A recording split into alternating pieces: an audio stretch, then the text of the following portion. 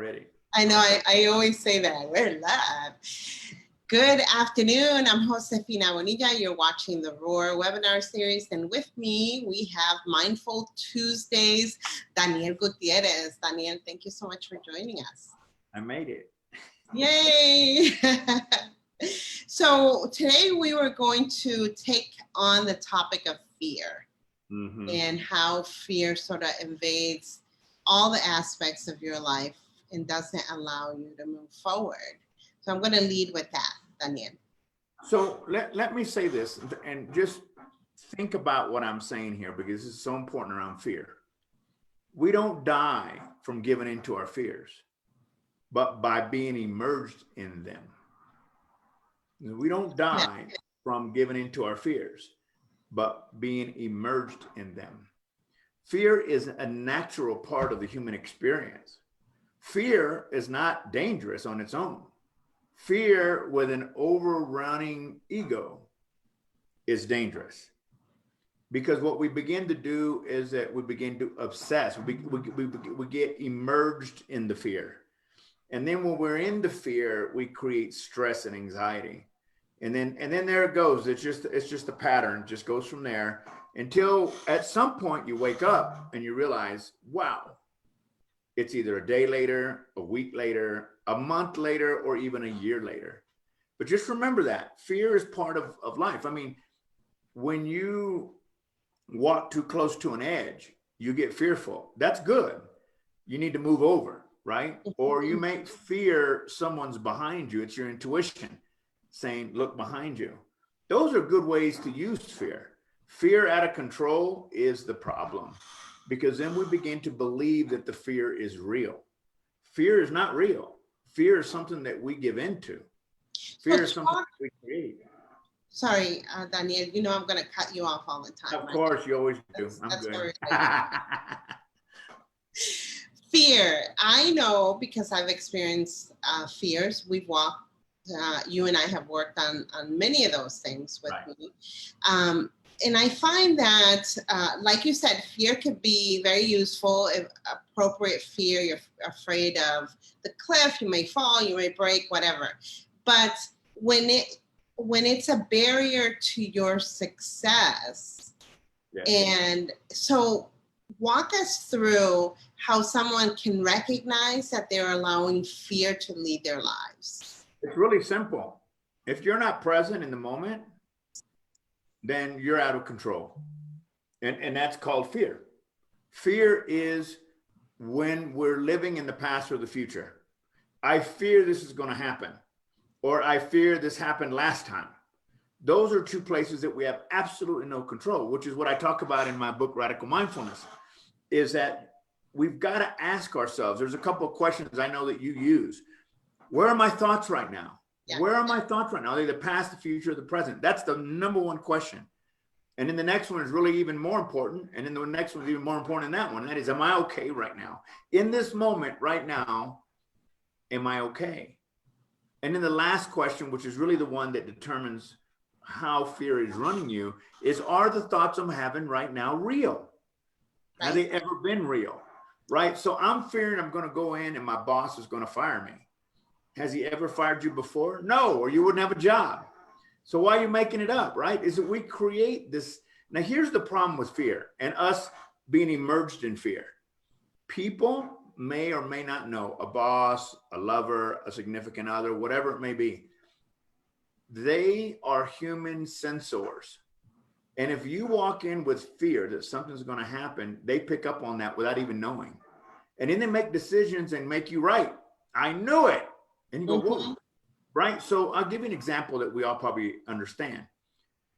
If we go into an interview and we're in fear about paying our bills and we really need this job, the person on the other side's picking that up. Now, they may not know that what you're going through, but they're going, this person's weird. There's something about them that doesn't fit. And they make a decision not to hire you based on that. And it happens more times than not because we're immersed in fear. So, okay, let's use that scenario. Let's walk with that scenario. I am being interviewed. I am lacking for money. I need the job. how do I get rid of that? Am I following those same 3 steps that you're talking about? But I'm going to add one step that's not in the book. And I Okay. may have taught you this, I don't remember, but it's a funny one. But I was taught this and it works. So when we're about to go into an interview, it's like, well, I am fearful. I need this job.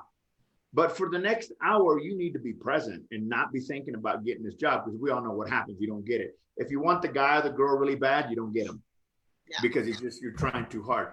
So here's what I do. You ready, folks? This is really technical stuff. Technical.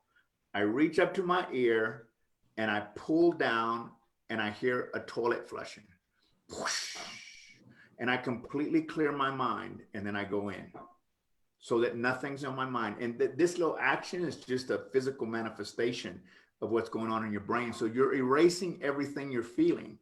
I was taught this in sales, that before you go in to make a sale, you want to clear your mind, because whatever you're feeling or things got nothing to do with that customer. So I would sit in there and go, whoosh, whoosh. And even in the middle of a sales thing, I may go,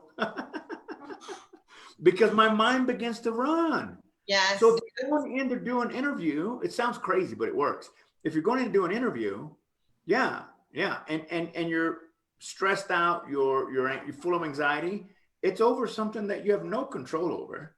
So why not just clear your mind, walk in, and they're not going to know what you're doing if you do this in the middle of the interview. So just clear your mind. That is the only way we're going to keep ourselves from sabotaging that experience. And that is real and it works. I've done it many, many times, because the stuff we're making up in our head about whatever that person's thinking, number one, is none of your business. And number two, you're not in their head, so it can't be true. Now, if they sat down and let's say you're interviewing and I'm the interviewee, and you sit down and I say to you, you look like my ex, I ain't hiring you. Then you can freak out, but that's not what they're doing. Right. They're just, I think to your point, we become the barriers to our own success. Yeah. And we do that because we allow fear to just play such a critical role in moving forward. We sabotage. Yes. Sabotage. And you hear this all the time, self-sabotage, but you don't really think you're that person that does it until, guess what? I don't know what you're thinking. And, I am allowing my, I'm just looking to see, someone just raised their hand. What's going on with, that was you. Wait, that was me. I love it. I'm getting back to the present. The whole right side of the United States is going. No, and there's this what is her name? Kadi. She's a Harvard professor, and she talks about the Wonder Woman pose. Mm-hmm. And before you are, it kind of works just like that. Yes. And again, what you're doing is you're putting yourself, the last thing that's on these 6 things that we've discussed over this month is act. And that's what we're doing here. We're acting, we're changing the environment, we're changing the energy, pulling the ear, standing in a certain pose, yelling out loud before you go inside is strictly just changing the energy so you can stay present long enough to do your interview. Listen, Josefina, I know people who have not gone to interviews just because they thought they wouldn't get hired. Yeah. That's a pretty damn stupid reason not to show up to an interview. But it's real. It's real. And it's real in their eyes and in their experience. So we have to help people with these tools to help them realize, until they say, you look like my ex-wife, I'm not going to hire you, then you're probably making it up.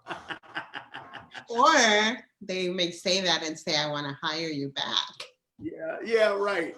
I don't think so. That's a different problem, right? That's right. That is a different problem. Yeah. So, I from experience, and I use your the things that you taught me during our time together, in terms of coaching, how to, even the other day I was talking to a potential sponsor for a virtual conference in October, and for a second, I had that, oh my God, and I immediately jumped into these three things that am I making this up? Right. Am I in Right. any danger? And all of these are no, and you have to let it go. But it sounds so simple. It That's sounds why so it works. simple. That's why it works. It is simple. And it's the simple things in life that gets us the results, not the difficult things. It's the simple things that, they used to say, keep it simple, stupid. Mm-hmm. Don't overdo it. Don't overthink it. Keep it simple. And when we're closing deals, looking for sponsors, looking for clients, whatever it may be that we're in the process of doing, our opinion of what we're doing is none of our business. Our opinion is what gets us in trouble, is that we come up with all these stories. Now, there probably has been situations where you walked in, and because you didn't clear your mind before you walked in, you probably were putting out that energy, desperate energy. Mm-hmm. We've all known it. We've all been around, the opposite sex and went, wow, this is a crazy person, right? Yes. Because we have that detector in us. And so it's not different in a job, which is why you have to let fear go. Fear is as real as you allow it to be. Fear creates stress and anxiety. That's self-made. That's man-made. That's got to do with us. That we do have control over. We don't have control over the person that's interviewing or what they may be going through. I mean, for a lot of years, I was on a lot of stages. And sometimes, because I'm human, I would see somebody on their BlackBerry or they're got a weird look on their face, and I'm thinking they hate what I'm saying. I don't know. Maybe they had gas. They got nothing to do with me. Yes. So I would literally have to remind myself that how do I know what that person's doing? I mean, think about that. What is the word I'm trying to a paradigm shift. So someone picks up the phone during your presentation. What if it's their mother or their child or something happened? Why does it have to be about you? Exactly. I used to tell people all the time, you think very highly of yourself if you think people think about you all day long. They don't. Exactly. It's not all about you. It's not, and talk about too the relationship between fear and how you think about yourself. Because I think that sometimes we are so egocentric that we, like you say, we're thinking everything. Daniel purposely Right. showed up 5 minutes early because he knew I was running around doing something. Right. And you're normally early, so why would I know you weren't going to be there? But to this point, like, Right. what is the relationship between how we feel about ourselves and fear? Well, self-esteem has a lot to do with it. Self-esteem, I know you and I both manage a lot of people over our lifetime, but many people with low self-esteem that believe that the world revolves around them. Not because maybe they're even egocentric, but because they have low self-esteem. And that self-esteem creates problems for them because they believe either people are out to get them, nobody likes them, they're overweight, I'm not pretty enough, strong enough, tall enough, all these things. It just goes on. And that creates a level of fear. And again, I'm going to say this again. The reason why these questions are so important is because most of the time, and I can say always, most of the time we're making stuff up. We're making stuff up. Is this real? Has it ever been real? No. So the other thing that I think about is, and I have experienced this with other people, in terms of fear and injuries, right? I remember, and I actually, I'm gonna talk about this example about myself. But I remember when I was in the process of selling color, all of a sudden I had this horrible flu. Do you remember that? Yeah, I do. How does that, what's the relationship between fear and that? Same thing, self-sabotage. We create problems within our own bodies to prove that what we're going through is correct. So obviously the manifestation of any illness in a time when you're trying to create success at a certain level is your own fear turned inward. So your body has to do something with that. It's just not going to absorb it. It's going to turn into back pain, heart attack, stroke. This is what causes dis-ease, disease. Dis-ease is what it's called, dis-ease. And when you're not at ease, you create fear. When you create fear, that dis-ease finds a place in your body for it to absorb it. For some people, it's in their back. So naturally, and this is something I have to pay attention to a lot too, Josefina, is that when I'm in the middle of something big, something always shows up in my body. Why? Because it's my own fear that deep down inside, I haven't voiced. I'm nervous, I'm sad, I'm scared. Naturally, when we're going towards something bigger than ourselves, we're going to be a little nervous, and we're going to be a little scared, and we're going to be, uneasy, maybe have some stress and anxiety. Folks, again, that's natural. It's when it goes into hyperdrive and everything you touch is falling apart because you're internalizing everything as you, Zig Ziglar said, people don't fail, events fail. Now, there was this woman that I knew, and she would often say, what else can happen to me? Can't I catch a break? Oh my gosh. I think you're asking for trouble. I think you're asking for trouble. Yeah, so what else could happen? Can I get a break here? Yeah, I can't catch a break was her favorite thing to say. And I almost felt like I had to cleanse myself once I left her because I didn't want the bad energies of such a statement. But, when we're fearful, we also say things that are also out of fear. Yes. And, aside from the 3 steps, how can we kind of take hold of what comes out of our mouth so it doesn't keep that circle going? And that's I call that your external dialogue. Your internal dialogue comes out when you're stressed. So whatever you're feeling, the truth comes out, right? And I think that we just have to be very mindful. Listen, here's some not quantum mechanics, quantum physics. Our most dominant thought is always being brought into existence. Always. So what's your most dominant thought? If your most dominant thought is fear, then fear is what you will see.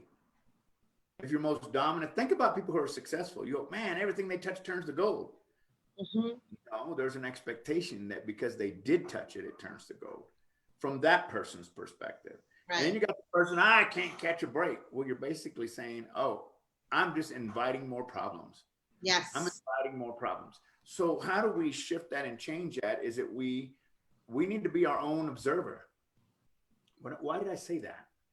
And question that. When you said something you don't feel good about, you may not do anything about it, but we tend to know, like, oh, I shouldn't have said that. That didn't feel good. That didn't feel good. Yet we still keep doing it.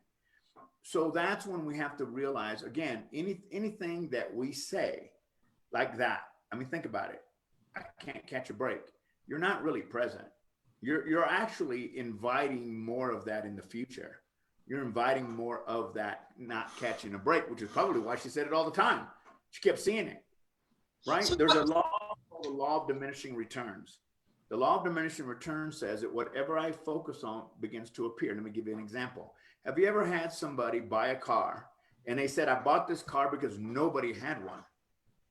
And then they bought it and everybody had one. Why? Because what you focus on attracts everything else around you. So you didn't see that car because you didn't have it. And then when you had it, it became part of your experience and you began to see them everywhere. So that's called the law of diminishing returns. You want to be careful that if you live in fear and that's your operating system, you're going to see more of that. The best way to do that is to change that way of believing, thinking, and being. And that's kind of some of the examples we've been given today, the questions in the book, the pull in the ear, the saying like, Wonder Woman, whatever it may be to work. Everybody probably has something that works. Do it. So walk me through that person that I just mentioned saying that. What should she be doing right now before that statement comes out of her mouth? Well, I think that before you can watch what's coming out of your mouth, you got to be aware that you're saying it. Some people don't know. You know, we say things, we get in the habit of saying things, and then it just comes out of our mouth. So we have to become aware of our internal dialogue. Why? As soon as that comes out, and you know it came out, the question is, why did I say that? Do I really believe that? And if I don't, then I need to change that. It's very simple. That's it. Do I really believe that? And if I want to change that, then I got to change my internal dialogue. It's very difficult to try to teach someone to be present and to realize what they're saying. But the truth is, without doing that, then we continue to do things over and over again. And what happens with most people is that it becomes insincere and people don't take you serious anyway. They don't even listen to you. Like you said, oh my God, I had to go cleanse myself, because that is negative energy. Yeah. Yeah. And you know, unfortunately, because I know I have really taught myself to be present, even in this particular situation where I'm listening to you, but I'm also looking at other things that are happening. I am present in our conversation. Right. And other thoughts, it's natural for other thoughts to come in. You just have to acknowledge it and go back. Yeah, I think one of the things that I like to teach people is that when thoughts come in, especially those kind of thoughts, when thoughts come in that don't resonate with you, treat it like a cloud in the sky. Don't put any energy on it. Just watch it go by and let it go out the other side. Done. As soon as you begin to give it credence or you begin to pay attention, that's when the problem starts. You begin to harbor it. You begin to let it create real estate in your mind. And the next thing you know, you're losing it, because you took that thought that had really no power at all and you gave it power by giving it energy. Wow. So, okay. So that person, once they're aware, they have to start thinking about what's coming in to their thought process and allowing that to go. They have to come up with a different phrase that they can replace it with. So if the phrase is, I can't catch a break, what are you going to replace it with? Because you're going to naturally, I don't think any different than any other habit. It's a habit. Yeah. So you may not really even feel that way. It just comes out. Yeah. So how do I change the habit? Is that you create something else to say. And so let's just say that the new thing would be, I have a great day every day. Start to say that. And eventually that becomes habit, and that's what comes out. And then everything around you changes, because I can't even imagine that a person that says that, really anybody won't be around them, because they'd be like, man, shut up already. So let's go back to fear, because I believe, as you said, that everything really around fear, all these manifestations of physical ailments or things that come out of our mouths, all come with this, fear related activity. Fear-based. Yeah. It's fear-based. And again, you don't die from giving into your fears. I'm not saying fear is a bad thing or shouldn't. You die from being immersed in them. That you believe, it's almost like you begin to believe the lie. I'm just not good enough. Mm-hmm. And that fear consumes you. And when it consumes you, you've lost your ability to stay present, which is the only place you have power. And if you lose the ability to be present, then because you're immersed in fear, and fear creates anxiety and stress, and then it's just a big circle, right? And so whether it's getting a job, writing a paper, getting a raise, whatever, it's all the same. It's all the same. So I know for me here at Catalina in Peru, I really have to stay present and out of fear so that I don't lose my mind. That, it could be, before next March, before we really start to see things pick up again. I'm not saying that the country's not open, but it would be that. I mean, who wouldn't lose their mind? Of course. These things are real. They are real. Going on, but the way that we react to them really is dependent. The success or the change really is dependent on how you react to them, is what I'm hearing you say. How you react to them, and whether or not your reaction is present. If you're present in the reaction, because if you're present, then you have here's the beautiful thing about being present. In presence, there's choice. and you have a choice in that moment to say, okay, I'm going to get really scared that I'm not going to make it and I'm going to have to go home. Or I can say, today's a good day. I'm going to stay here today. I'm good. That's choice. Choice is created when you're present. Choice is not something you have in the future. You can't do anything about it, nor the past. But you do have choice right now. And you have the choice to believe what you believe. You have a choice to get up and walk around. You have a choice to believe what people are saying. You have a choice to clear your mind. That's where your choices are. Right there. I may have to do that a little harder. Pull it until you cry if you have to. No, I think, I like this scenario of finding ways to become present, because it feels like that leads to an acknowledgement of what you're fearful about and start being able to release those things. Right. Well, they say that an alcoholic or a drug abuser or any kind of addiction, that they can't get well until they acknowledge the problem. Well, it's the same thing about being present. If you're not present, you can't acknowledge what's coming out of your mouth. If you're not present, you can't acknowledge. And then once you do, you can do something. There's choice. Be present. There's choice. I went to a retreat with my ex-partner for a weekend, and we were with a monk.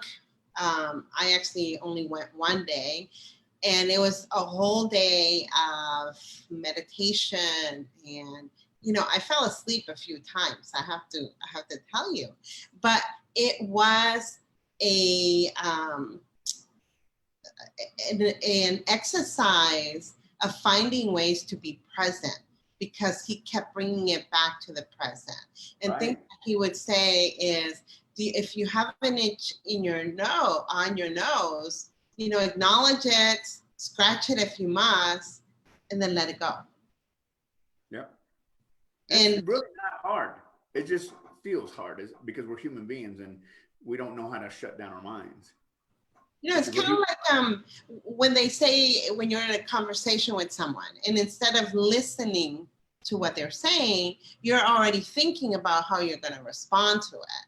So you're not really engaged in what they're saying. Yeah, you're listening with the intent to reply. Yes. It's almost the same thing, right? It's the same thing. Yeah. Or have you ever done this? You go to a networking event and they say, "Hi, I'm Daniel," and you're so busy, so excited about opening your mouth that you don't even hear what their name is. What was it again? I know. Thank God for name tags. Well, unfortunately, we won't be seeing those networking events happen anytime in the near future. Not this year. Not this year. Ugh.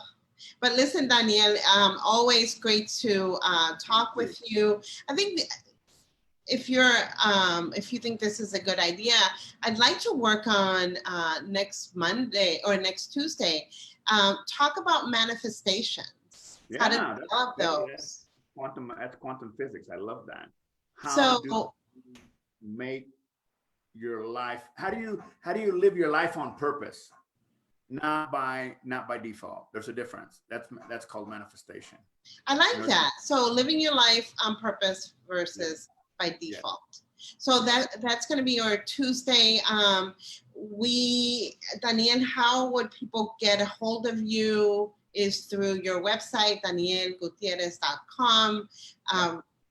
People can sign up for a 30-minute session with you. You guys can decide whether or not you can establish a working relationship. Yeah, just, it doesn't cost anything if you want to talk to me, for 30 minutes. And, what happens is you book an appointment on danielguttierez.com, and then, I send you over a Zoom link, and we find out whether or not I can be of service to you. Not everyone clicks together, and that's okay. But at least I know in that 30-minute conversation, you can begin to get some clarity about which direction to go.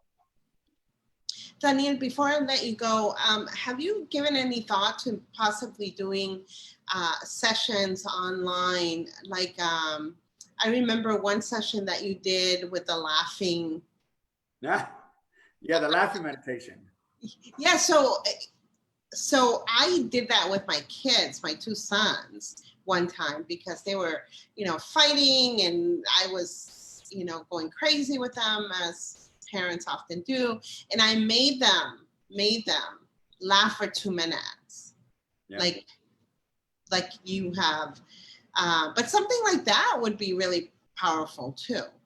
Yeah, well, because people don't know that they're in. As a matter of fact, the first time that you and I had seen each other for quite a while was at that place I was at in, it was in New York, Yes. right? Yes, For the Alpha yes. Convention. And I did that. And I was trying to teach people the difference between the energy before and after. I just didn't tell them that until after. And I said, what changed?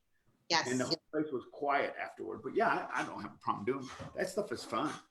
Yeah, maybe, and maybe we can talk about how you can use that to alleviate some of the fear that you have, how to use it for that purpose. Yeah, we can do All that. right. Well, Daniel, as always, great conversation, and Thank we you. will see you next Tuesday. Again, we're going to be talking about manifestations and how to create that list. I love it. Have a good week. Thank you so much. Bye-bye.